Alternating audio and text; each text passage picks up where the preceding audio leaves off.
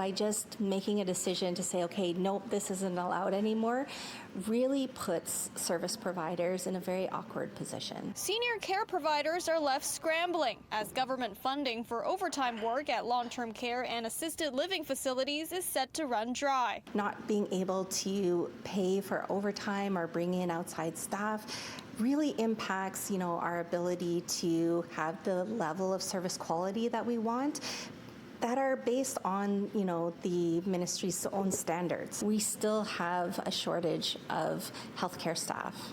We still have external increasing cost pressures. Cost of food is going up. We want to make sure that our seniors are being fed appropriately. The aging population in BC is growing, and the current wait time for a bed at a long-term care facility is around 290 days. And once that OT funding gets cut, providers warn that wait time could get even longer.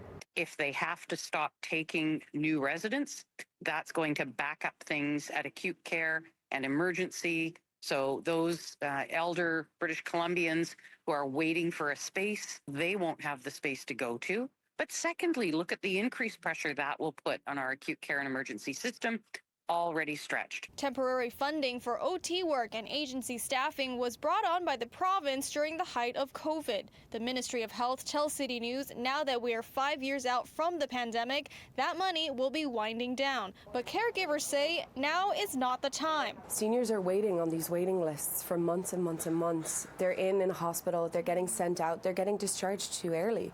With that, they're not healing. They're just readmitted then because there's not that care in there that is needed with the lack of hours and the lack of funding that's there. We are here. We want to be partners with government. We know that they have significant financial challenges.